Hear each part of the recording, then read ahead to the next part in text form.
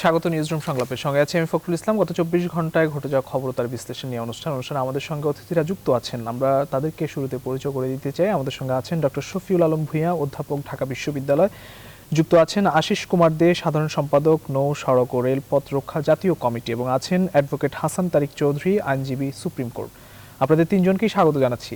প্রিয় দর্শক, আপনারা থাকবেন আমাদের সঙ্গে পুরো আলোচনায়। আমরা আলোচনায় যাওয়ার আগে আজ প্রকাশিত কয়েকটি পত্রিকা আমার হাতে রয়েছে, সেগুলো শিরোনামগুলো শুরুতেই জানিয়ে দিতে চাই। আমার হাতে আছে বাংলাদেশ প্রতিদিন। বাংলাদেশ প্রতিদিন প্রধান শিরোনাম করেছে ১৫ সশস্ত্র গ্রুপ সক্রিয়, অপরাধের আখড়ায় চাপা উত্তেজনা, আইনশৃঙ্খলা পরিস্থিতির অবনতির শঙ্কা, বিভিন্ন মহলের উদ্বেগ। রোহিঙ্গা ক্যাম্প নিয়ে একটি বিশেষ রিপোর্ট করেছে বাংলাদেশ প্রতিদিন, এবং সেখানে অনুসন্ধানী অনেকগুলো তথ্যই নিশ্চয়ই রয়েছে। রোহিঙ্গা ক্যাম্প নিয়ে আমরা দেখছি যে আসলে বেশ কিছু রোহিঙ্গা নেতা মহিবুল্লাহ হত্যাকাণ্ডের পরপরই আসলে মাথাচাড়া দিয়ে উঠেছিল যেসব সশস্ত্র গ্রুপগুলো, সেগুলো নিয়ে আসলে খবরের সংবাদ মাধ্যমগুলোতে উঠে আসছে প্রায় প্রতিদিনই। এবং আরও বেশ কয়েকটি শিরোনাম আছে। সেনাবাহিনীকে সর্বোচ্চ ত্যাগ স্বীকারে প্রস্তুত থাকতে হবে প্রধানমন্ত্রী। ২০২২ সালেও এসএসসি পরীক্ষা হচ্ছে না ফেব্রুয়ারিতে। দাঁড়াতেই পারল না টাইগাররা। টি-20 বিশ্বকাপ নিয়ে আরও একটি শিরোনাম রয়েছে। কর্মস্থল ত্যাগে নিতে হবে অনুমতি, মনিটরিংয়ে উপজেলা চেয়ারম্যানরা। সতর্ক করে চিঠি দেবে স্থানীয় সরকার বিভাগ, জনপ্রতিনিধিদের নিয়ন্ত্রণ করতেই এই নির্দেশনা। ইউপিতে বিদ্রোহীদের নিয়ে বিপাকে আওয়ামী লীগ, নোয়াখালীর মামলা সিআইডিতে, কুমিল্লায় আটকদের জিজ্ঞাসাবাদ। মানিকগঞ্জে ঘাটে এসে ডুবল ফেরি, আটকা পড়েছে ১৪ যানবাহন। ছিল বাংলাদেশ প্রতিদিনের শিরোনাম। আমরা কালের কণ্ঠ দেখতে চাই। কালের কণ্ঠে প্রধান শিরোনাম করেছে ভোটের মাঠে বিভেদ বাড়ছে, কাপ্তাইয়ে আরও একজন নিহত। ইউনিয়ন পরিষদ নির্বাচনকে ঘিরে দাউদকান্দিতে গুলিবিদ্ধ ছাত্রলীগ নেতা, দ্বিতীয় ধাপের প্রচার শুরুর আগেই নিহত ৮। প্রথম ধাপের ভোটে নিহত হয়েছিলেন ৭ জন। ৫ বছর আগের ভোটে ১১০ প্রাণহানি। একটি অনুসন্ধানধর্মী রিপোর্ট করেছে ইউনিয়ন পরিষদ নির্বাচনকে ঘিরে। আমরা দেখছি যে সাম্প্রতিক সময় আসলে বেশ উত্তেজনা, এবং সেই উত্তেজনা আসলে মানুষের মৃত্যু পর্যন্ত ঘটছে। এটি নিয়ে আমরা নিশ্চয় আলোচনা করব। আবারও ভূপাতিত টাইগাররা। টি-20 বিশ্বকাপ নিয়ে আরও একটি শিরোনাম করেছে সেনাবাহিনীকে সর্বোচ্চ ত্যাগে প্রস্তুত থাকার আহ্বান প্রধানমন্ত্রীর। নোয়াখালী যুবদল সভাপতি সহ গ্রেফতার আরও ৬ জন। কুমিল্লার ঘটনার জের। ছিল কালের কণ্ঠের শিরোনাম। ডেইলি সান শিরোনাম করেছে ferry capsizes in Padma, most vehicles on board, the vessel fall into river, no casualties reported. Over 2 million students to sit for SSC exams. ছিল ডেইলি সানের শিরোনাম আমরা দেখলাম। আমরা আলোচনায় ফিরতে চাই। আমরা আমাদের সঙ্গে অতিথিরা যুক্ত আছেন। আশিস কুমার দে নিশ্চয়ই আমার সঙ্গে আছেন। আমরা আজকে দেখলাম যে আসলে ওনাকে আমরা দেখতে পাচ্ছি না, আমরা হয়তো ওনার কাছে যাবো। আমরা ডক্টর শফিউল আলম ভূঁইয়া আপনার কাছে আসতে চাই। আমরা আজকে যে ফেরি দুর্ঘটনা আমরা দেখলাম গতকালই, সেখানে আসলে আমরা বেশিরভাগ ফেরি আসলে আমরা যতটুকু জানি যে বেশিরভাগ ফেরি মেয়াদ উত্তীর্ণ। ফেরিগুলোর বয়স ৩৩ থেকে প্রায় ৫০ ঊর্ধ্ব, এবং সেগুলো রক্ষণাবেক্ষণও কিন্তু ঠিক মতো হয় না। আমাদের দেশে এখনও সবগুলো নদী পথে যদিও সেতু এখনো হয়নি, যার কারণে আসলে ফেরিতেই চলাচল করতে হচ্ছে। এবং একটি রিপোর্টে আমরা দেখলাম যে আসলে বরিশাল বিভাগের 18টি পথের যেসব ফেরি রয়েছে সেগুলো বেশিরভাগই মেয়াদ উত্তীর্ণ। আজকে গতকাল দুর্ভাগ্যজনকভাবে প্রায় 18টি যানবাহন নিয়ে শাহ আমানত ফেরিটি পাটুরিয়া ঘাটে আসার পরপরই আসলে ডুবে যায়, এবং সেখানে এখনও 14টি পরিবহন সহ ডুবন্ত অবস্থায় রয়েছে। সেটি উদ্ধারের চেষ্টা চলছে। আগামীকাল হয়তো আবারও শুরু হবে সে উদ্ধার প্রক্রিয়া। তদন্ত কমিটি হয়েছে, তদন্ত কমিটি হয় বারবার আসলে ফেরি বলি বা আমরা এই যে নৌপথে চলাচলকারী যেসব লঞ্চগুলো বলি, সেগুলো ফিটনেস নিয়ে বারবার কথা হয়। নৌপথকে আসলে যাত্রীরা সবচেয়ে নিরাপদ বলেই মনে করেন, আমরাও মনে করি, কিন্তু সেখানে আসলে এই ধরনের মেয়াদ উত্তীর্ণ বা ফিটনেসবিহীন যান বা এই যে আজকে ফেরির যে দুর্ঘটনাটি ঘটলো, এটিকে আসলে এই দায়টা আসলে কারা নেবে? বা তদন্ত কমিটি হচ্ছে, কিন্তু এই যে মেয়াদ উত্তীর্ণ ফেরিগুলো চলছে বছরের পর বছর, এই দায় বা দায়িত্বটুকু আসলে কারা নেবে, কি বলবেন? এইটা তো দায়ভুক্ত। আপনার প্রথম কথা হচ্ছে নৌ পরিবহন মন্ত্রণালয় বা যারা এটার তদারকি সংস্থা, যে নৌপথে যে ফেরিগুলো চলার ক্ষেত্রে যাদের তদারকি করবার কথা তাদেরকে দায়িত্ব নিতে হবে। তারপরে যারা এই ফেরিগুলো যদি অচল হয়ে থাকে, আমি এখনই জানি না যেটা অচল কিনা, অচল হয়ে থাকলে বা আপনি যেটা বললেন যে মেয়াদ উত্তীর্ণ ফেরি হয়ে থাকলে সেগুলো চালানো, যারা চালিয়েছেন তাদেরকে দায়িত্বটা নিতে হবে। কারণ সোশ্যাল মিডিয়াতে কিন্তু এই ভিডিওটা বেশ ভাইরাল হয়েছে যে আমি একটু আগেই আপনার অনুষ্ঠানে যোগ দেওয়ার আগেই দেখলাম কিভাবে একটা ফেরি ডুবে গেল।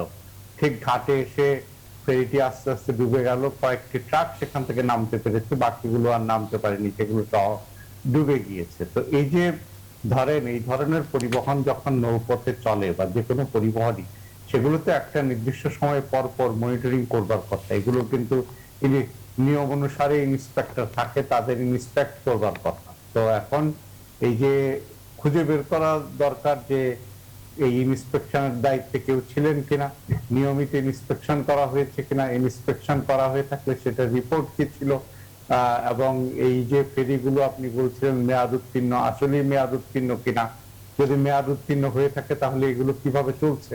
কারণ প্রত্যেকটা যানবাহনেরই তো ফেরিও তো একটা যানবাহন, তো সেটারও তো একটা নির্দিষ্ট মেয়াদ আছে।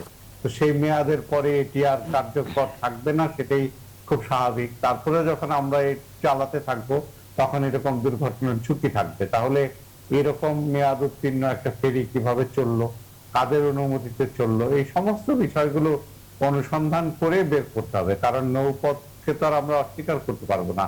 কারণ নৌপথ অনেক যাত্রী পরিবহন করে এবং বাংলাদেশের যে পরিবহন ব্যবস্থায় নৌপথকে শক্তিশালী করতে হবে। শক্তিশালী করলে পরে আমাদের সড়ক পথের উপরে চাপ কমবে, আমাদের আকাশ পথের উপরে চাপ কমবে, এবং একটা সুষ্ঠু, সারা দেশে একটা সুষ্ঠু যোগাযোগ ব্যবস্থা যদি বজায় রাখতে হয় তাহলে নৌপথকে সক্রিয় রাখতে হবে। তো সক্রিয় রাখতে গেলে যে নৌযানগুলো চলছে, যে ফেরিগুলো চলছে, সেগুলো ঠিক মতো চলছে কিনা, সেগুলোর মেয়াদ উত্তীর্ণ কিনা, সেগুলো চেক করতে হবে। মেয়াদ উত্তীর্ণ গুলোকে আপনার ভেঙে ফেলতে হবে বা সরিয়ে ফেলতে হবে। তো সেটি যদি না করা হয় তাহলে এরকম দুর্ঘটনা ঘটতে থাকবে, এবং সেটার দায় দায়িত্ব আপনি যেরকম প্রশ্ন করছেন আমরাও প্রশ্ন করব। দায় দায়িত্ব মনিটরিং এর দায়িত্বে যারা আছে তাদের, দায় দায়িত্ব যারা এটা পরিচালনা করেছে তাদের। এবং এই যে যত দুর্ঘটনা নৌপথে হয়েছে সেইগুলো কি যারা এই দুর্ঘটনাগুলো ঘটিয়েছে তাদেরকে আমরা শাস্তির আওতায় এনেছি? কাউকে কাউকে হয়তো অ্যারেস্ট করা হয়েছে, কিন্তু সত্যিকার অর্থেই যে দৃষ্টান্তমূলক শাস্তি দেওয়ার বিষয়টা যে থাকে সেইটা কি আমরা নিশ্চিত করতে পেরেছি? আমার অন্তত মনে পড়ে না। কারণ যে কোনো অপরাধকে নিয়ন্ত্রণ করতে গেলেই আপনার এই যে দৃষ্টান্তমূলক শাস্তি, যে একটা অপরাধ করলে যে তার শাস্তি হবে সেইটা নিশ্চিত করতে জি, হবে। আসবো আপনার কাছে। আমরা আসলে এই দায়িত্ব কতটা নেন আসলে এই বিষয়টি আমরা অ্যাডভোকেট হাসান তারিক চৌধুরী আপনার কাছে জানবো। তবে তার আগে আমরা একটু আমাদের সঙ্গে যুক্ত হয়েছেন আশিস কুমার দে, সাধারণ সম্পাদক, নৌ সড়ক ও রেলপথ রক্ষা জাতীয় কমিটি। আপনাকে স্বাগত জানাচ্ছি। আপনার কাছে একটু মাঝখানে আসতে চাই যে আসলে আজকে যে ঘটনাটি ঘটলো, আসলে গতকাল যেই ফেরি দুর্ঘটনা, ফেরিটি ডুবে গেল, আসলে এই ফেরিটিরও কিন্তু বয়স হয়েছে 43 বছরের মতো। এই ফেরিটি আসলে মেয়াদ উত্তীর্ণ কিনা, কিন্তু আমরা যতটুকু জানি যে দেশের বেশিরভাগ ফেরি কিন্তু, অর্ধেকের বেশি ফেরি কিন্তু মেয়াদ উত্তীর্ণ। এখনো কিন্তু নৌপথকে আমরা নিরাপদ ভাবি, কিন্তু কতটা নিরাপত্তা আসলে দিতে পারছি, আপনার কাছে কি বলবেন আপনি জনাব আশিস কুমার দে?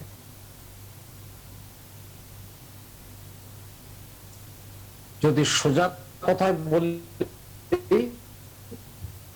এক কথায় আমাদের নৌ নিরাপত্তা এখনো নিশ্চিত হয়নি। এবং আমার পূর্ববর্তী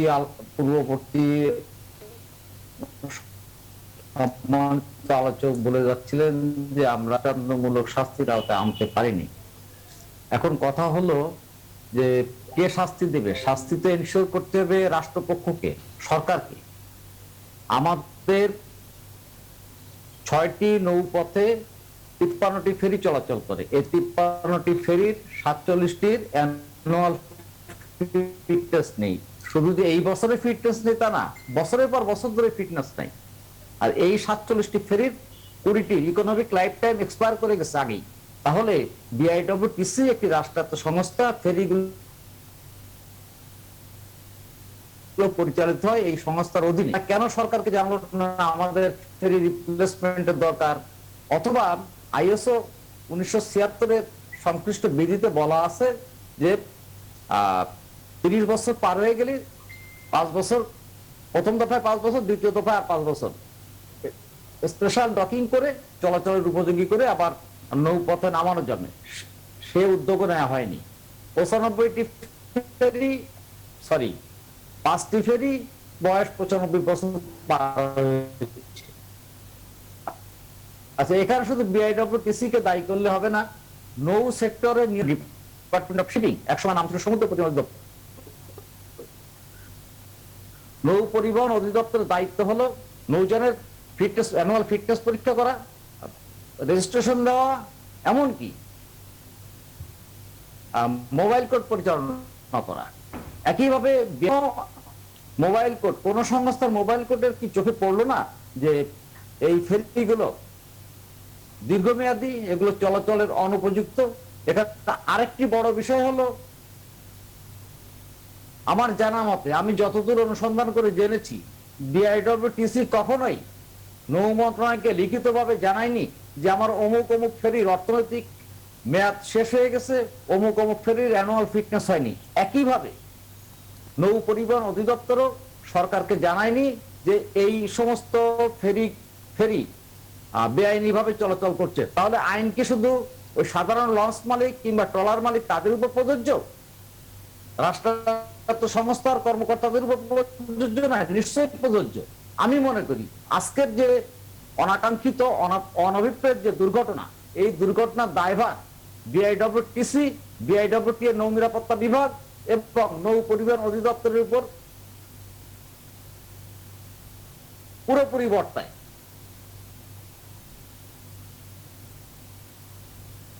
আরেকটি বিষয়ে তথ্য গোপনের একটা প্রবণতা রয়েছে। গত বছর 29শে জুন বুড়িগঙ্গায় শ্যামবাজারের কাছে যে ভয়াবহ লঞ্চ দুর্ঘটনা ঘটলো, সেই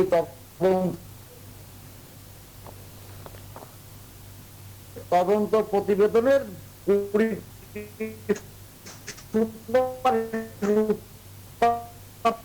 করেছিলেন। আমরা আসলে শুনতে পাচ্ছি না। জি, আমরা নেটওয়ার্কে জটিলতার কারণে আমরা শুনতে পাচ্ছি না। জনাব আশিস কুমার দে, আপনার কাছে গঠন করার এক পরিবহন অধিদপ্তর অথবা নৌ মন্ত্রণালয় অথবা প্রধানমন্ত্রী কার্যালয়, যেহেতু ওই ঘটনায় আপনার কাছে আসবো। জনাব আশিস কুমার দে, আপনার কাছে আমরা আবারও আসবো। নেটওয়ার্ক জটিলতার কারণে আমরা শুনতে পাচ্ছি না আপনাকে, খুবই অল্প শুনছি। আমরা একটু অ্যাডভোকেট হাসান তারিক চৌধুরী আপনার কাছে আসি। আপনি শুনলেন আশিস কুমার দের যে বক্তব্যটি, 47টি ফেরি মেয়াদ উত্তীর্ণ এবং সেগুলো অনেক সময় তথ্য গোপন করা হয়। আপনি নিশ্চয়ই তার কথাগুলো শুনেছেন। এই সারা দেশে প্রায় লাখ লাখ মানুষ আসলে নৌপথে যাতায়াত করেন, তারা আসলে এই ঝুঁকি নিয়ে কিন্তু যাতায়াত করছেন, যেটি আসলে যাদের দায়িত্ব পালন করার কথা তারা আসলে কি ঘুমিয়ে আছে? কি বলবেন আসলে তারা কতটা দায়িত্ব পালন করছেন?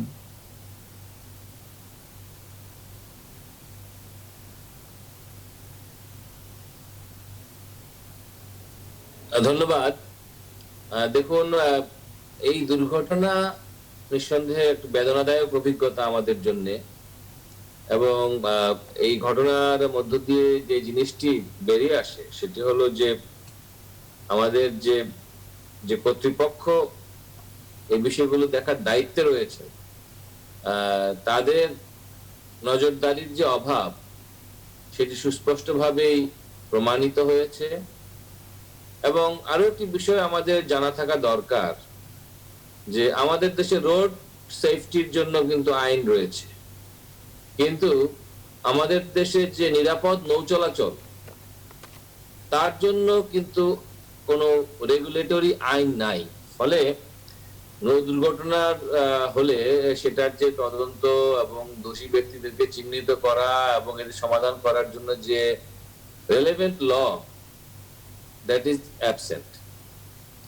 এখন বাংলাদেশে বিভিন্ন কনসালটেন্টস এবং বিভিন্ন চিন্তাশীল ব্যক্তিরা এই বিষয়গুলোকে বিবেচনায় রেখে বাংলাদেশে আভ্যন্তরীণ জলসীমায় নিরাপদ এবং দূষণমুক্ত নৌ চলাচল করার জন্য একটা আইন প্রস্তাব করেছিল, এবং সেই আইনে বিভিন্ন সেকশন, এটা 2019 সালে করেছিল, এবং এইটা আমি জানি না এটা কি অবস্থায় আছে, কিন্তু আমরা যে টের পাই যে এই জায়গাটাতে নজরদারি যে কর্তৃপক্ষ করবে তারা দায়িত্ব পালনে একটা চরম অবহেলার পরিচয় দিয়েছে, কারণ আমরা জানি যে যে কোনো ফেরি বা যে কোনো জাহাজ যেটা যাত্রী সহ বা গাড়ি ঘোড়া সহ নৌপথে চলাচল করে, তারা আপনার বিআইডব্লিউটিসির অধীনেই চলে এবং তাদের সে সমস্ত জাহাজকে আপনার জরিপ করতে হয়,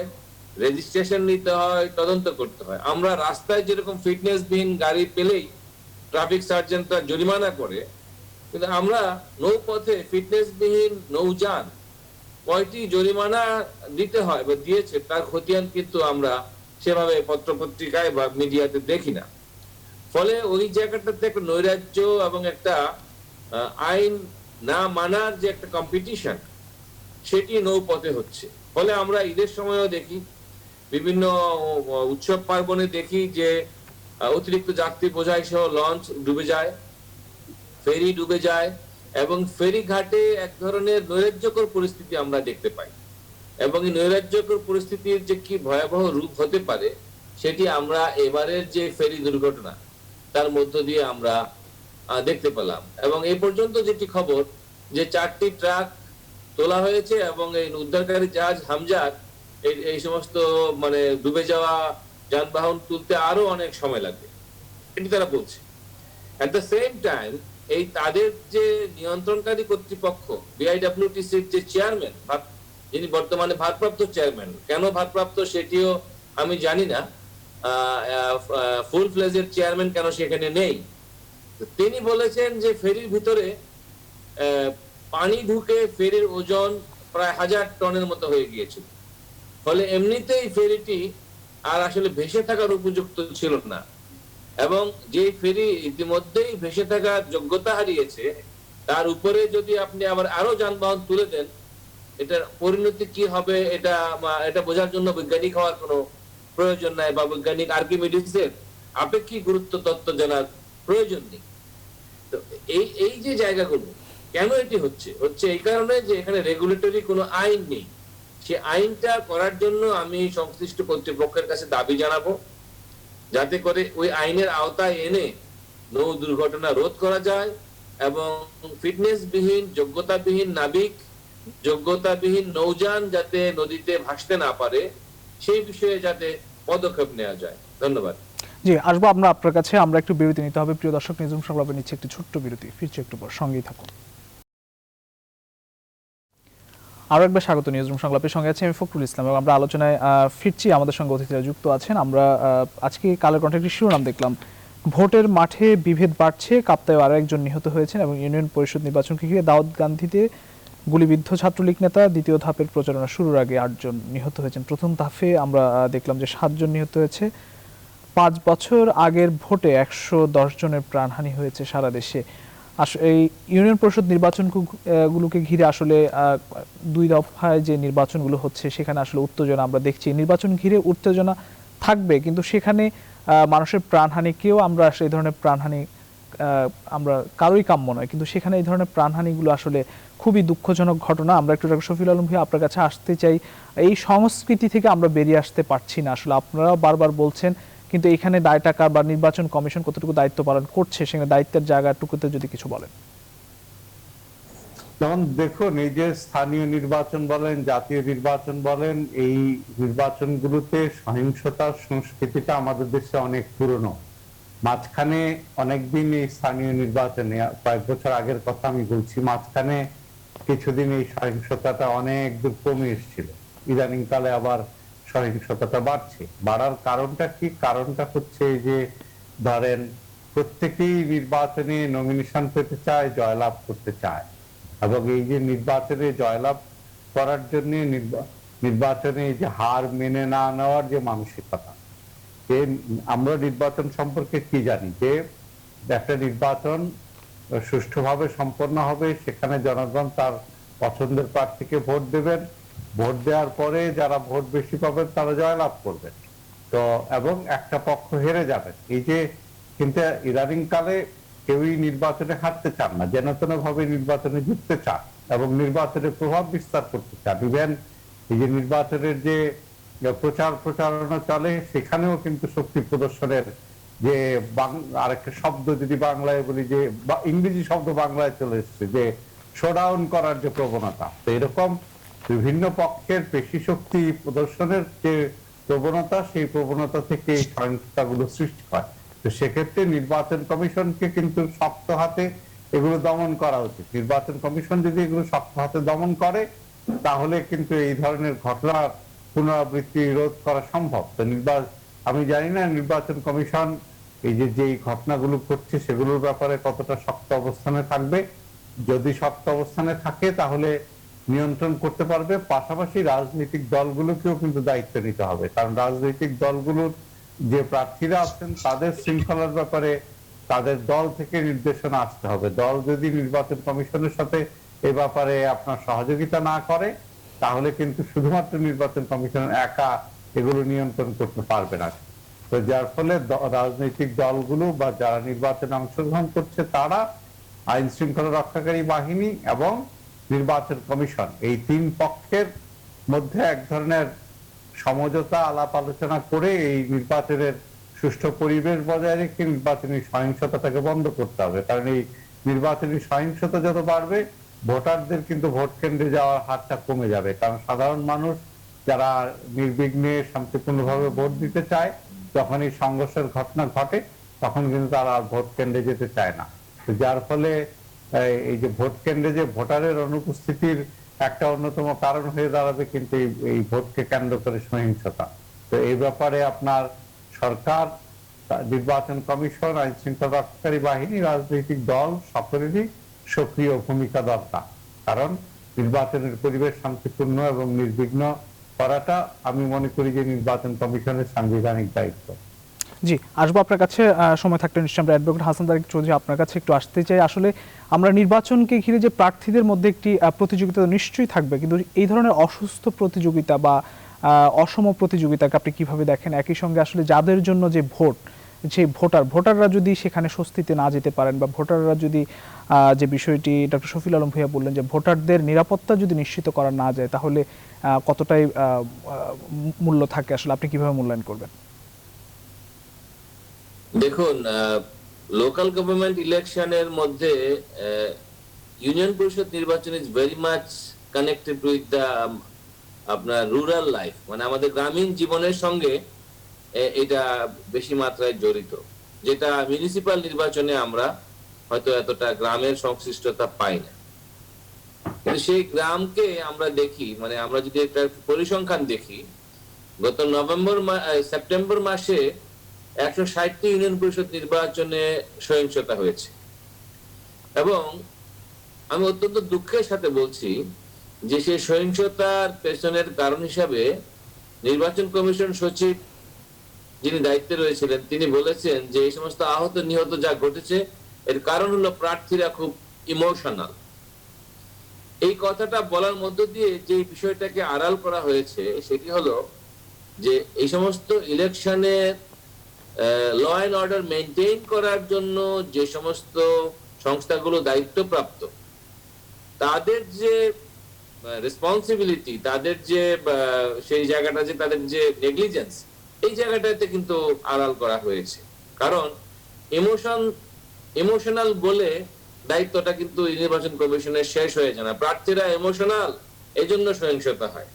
এই যে সিম্পল যে স্টেটমেন্ট ইলেকশন কমিশন থেকে দেয়া হয়, এটা কি এনকারেজ করে? এটা এনকারেজ করে যে এই দেশে কোনো আইনের শাসন নাই, রুল অফ ল নাই। ইংল্যান্ডের মানুষের কি ইমোশন নাই? আমেরিকার মানুষের কি ইমোশন নাই? তাদের তো আগ্নেয়াস্ত্রের লাইসেন্স লাগে না, তারা বহন করতে পারে। সেইখানে কয়টা ইলেকশনে গোলাগুলি হয়?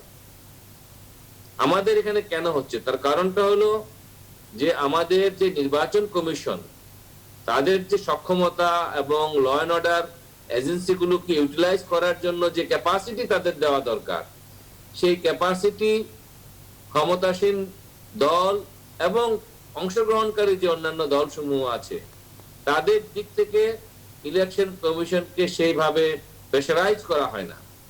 এবং সরকার এই জায়গাটাতে অনেক সময় উদাসীন থেকেছে এবং একই দলের বিদ্রোহী প্রার্থীদের দুপক্ষকেই তারা অ্যাকোমোডেট করতে চেয়েছে এবং মাঠটাকে খোলা রেখে দিয়েছে এই বিবাদের জন্য।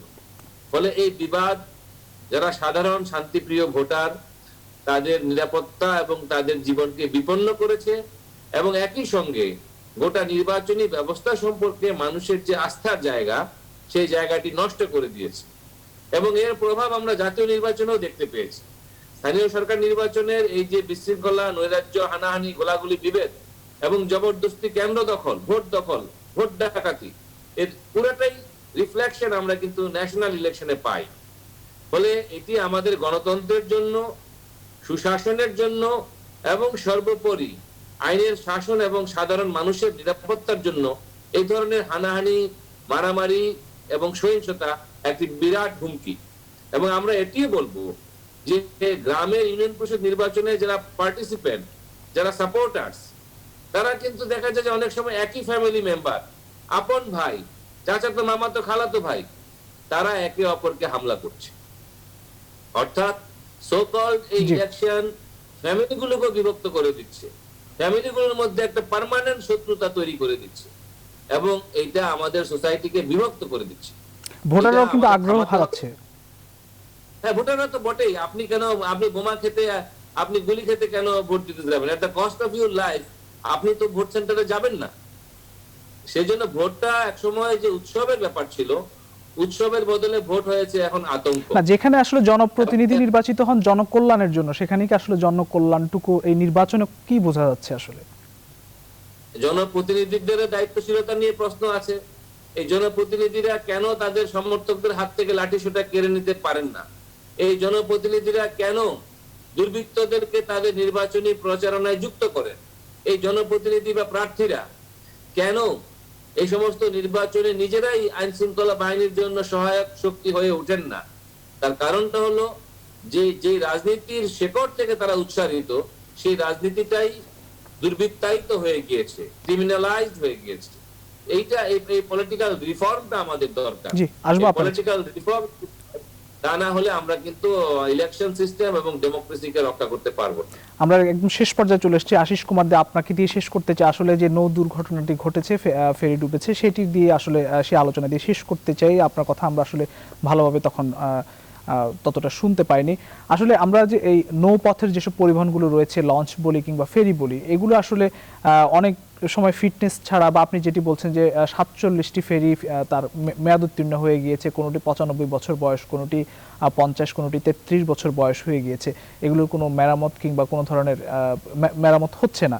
সেখানে আসলে বারবার বলা হচ্ছে, অনেক বছর ধরেই কিন্তু বলা হয়, কিন্তু যারা দায়িত্বশীল, যারা দায়িত্ব কর্তৃপক্ষ, তারা আসলে দায়িত্বটা কেন নেন না? আসলে মানুষকে কেন ঝুঁকিতে রাখছেন?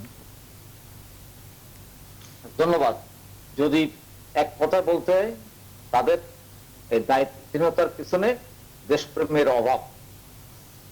আর একটু বর্ধিত পরিসরে বলতে হয়, তাদের উপরের যারা নিয়ন্ত্রণকারী কর্তৃপক্ষ, তাদের দায়িত্ব তো রয়েছে। আমার অধীনস্থ সংস্থাগুলোর কর্মকর্তারা কি দায়িত্ব পালন করছেন কি করছেন না, সেটি দেখার দায়িত্ব কার? মন্ত্রণালয়ের।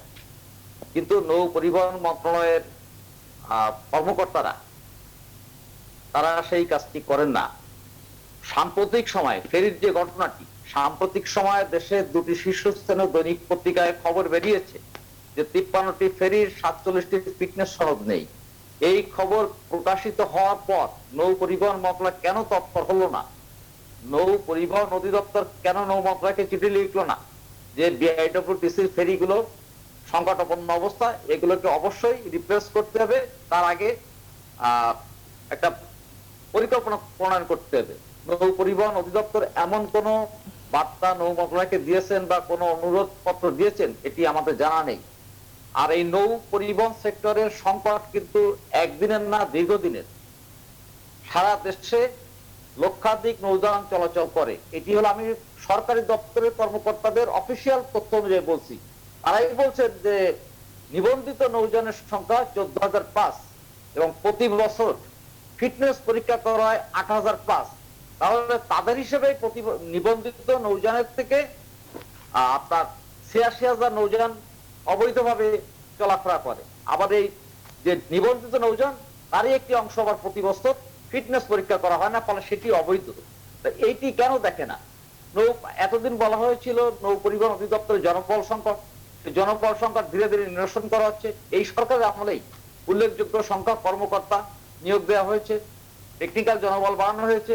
তাহলে নৌ পরিবহন অধিদপ্তরকে একটি ক্ষুদ্র জগন্নাথ হয়ে থাকবে? অথচ এই সংস্থাটি হলো ইনল্যান্ড সেক্টর এবং ওশান গোয়িং দুই সেক্টর রেগুলেট করে। মেরিটাইম সেক্টরের মূল নিয়ন্ত্রক সংস্থা হলো নৌ পরিবহন অধিদপ্তর, কিন্তু নৌ পরিবহন অধিদপ্তরের আগা গোড়া জরা জীর্ণ অবস্থায় হয়ে পড়ে গেছে। যে সংস্থার একের পর এক কর্মকর্তা টাকার বান্ডিল সহ দুর্নীতি দমন কমিশনের হাতে গ্রেপ্তার হয়, সেই সংস্থার দুর্নীতি নির্মূল হয়ে যাওয়ার কথা ছিল এতদিন, কিন্তু অতীতে যে দুর্নীতি হতো সেই দুর্নীতির মাত্রা বহু গুণে বেড়ে গেছে। যতক্ষণ পর্যন্ত আমরা এই প্রত্যেকটি প্রতিষ্ঠানে জবাবদিহিতা স্বচ্ছতা নিশ্চিত করতে না পারবো, দুর্নীতি অব্যবস্থাপনা নির্মূল কখনই করা সম্ভব না, সহনীয় মাত্রায় আনতে না পারবো, ততক্ষণ পর্যন্ত এটি হবে। আমি সেই অধ্যাপক সাহেবের কথা দিয়ে আবার বলি যে নিকট অতীতে যত দুর্ঘটনা হয়েছে, কোন দুর্ঘটনারই সুষ্ঠু তদন্ত হয়নি। যতটুকু তদন্ত হয়েছে সেখানে যাদেরকে দায়ী করা হয়েছে তাদেরকেও শাস্তির আওতায় আনা হয়নি। আমি উদাহরণস্বরূপ বলি, গত 29শে জুন শ্যামবাজারে যে দুর্ঘটনা, সেই দুর্ঘটনার তদন্ত কমিটির একজনকে রাখা হয়েছিল। আমি উল্লেখ করে বলি, আমার একটু সাহস বেশি, আমি বলতে ভয় পাই না। বিআইডব্লিউটি এর একটি নৌ নিরাপত্তা বিভাগের পরিচালক, তাকে ওই কমিটিতে রাখা হয়েছিল এবং ছিলেনও তিনি। আমি স্টেটমেন্ট দিয়ে বলেছিলাম, এই কর্মকর্তা পিনাক 6 দুর্ঘটনার পর গঠিত তদন্ত কমিটির প্রতিবেদনের অভিযুক্ত। তখন তিনি যুগ্ম পরিচালক ছিলেন। অভিযুক্ত ব্যক্তি শাস্তি না হয়ে দফায় দফায় পদোন্নতি দিয়ে তাকে পরিচালক করা হয়েছে এবং সেই দুর্নীতিপরায়ণ কর্মকর্তাকে নৌ পরিবহন মন্ত্রণালয় তদন্ত কমিটির অন্য গুরুত্বপূর্ণ দায়িত্ব দিয়েছিল। তাহলে কি করে আপনি নৌ নিরাপত্তা নিশ্চিত করবেন? কি করে আপনি নৌ পরিবহন ব্যবস্থা আধুনিকায়ন করবেন? কি করে আপনি নৌ পরিবহন ব্যবস্থাকে বিশ্বের সঙ্গে তাল মিলায় সামনের দিকে এগিয়ে নেবেন? এটা তো সম্ভব না। আগে শস্যের ভিতর ভূত, সেই ভূত তাড়াতে হবে। নৌ পরিবহন অধিদপ্তর, বিআইডব্লিউটিএ, বিআইডব্লিউটিসি প্রত্যেকটা সংস্থা দুর্নীতিতে জর্জরিত। নৌ পরিবহন অধিদপ্তর মূল সংস্থা, সেই সংস্থায় শুধু দুদকের চিঠি চালাচালি চলতেছে। এই হলো অবস্থা। দুর্নীতি অবশ্যই দূর করতে হবে। মাননীয় প্রধানমন্ত্রী নৌ পরিবহন ব্যবস্থার উন্নয়নের জন্য যথেষ্ট আন্তরিক। বিগত সময় সকল সরকার থেকে এই সরকার গত 12-13 বছরে পর্যাপ্ত বরাদ্দ দিয়েছে, অর্থের কোনো ঘাটতি নেই। জনবল চাহিদা মাফিক জনবল। এই অবস্থা থেকে পরিত্রাণের উপায় কি? আপনি 30 সেকেন্ডে যদি শেষ করেন, এই অবস্থা থেকে পরিত্রাণের উপায় কি আসলে? এই অবস্থা থেকে পরিত্রাণের উপায় একটি গণজাগরণ সৃষ্টি করা দুর্নীতিবাজদের বিরুদ্ধে। জি, অসংখ্য ধন্যবাদ। গণজাগরণের কোনো বিকল্প নাই। জি, অ্যাডভোকেট হাসান তারেক চৌধুরী, আশিস কুমার দে এবং ডক্টর শফিউল আলম ভূঁইয়া, আপনাদের তিনজনকে আবারও ধন্যবাদ জানাচ্ছি। প্রিয় দর্শক, নিউজরুম সংবাদ এখানেই শেষ করতে হচ্ছে। আবার দেখা হবে আগামীকাল একই সময়। সবাই ভালো থাকবেন, সুস্থ থাকবেন। শুভরাত্রি।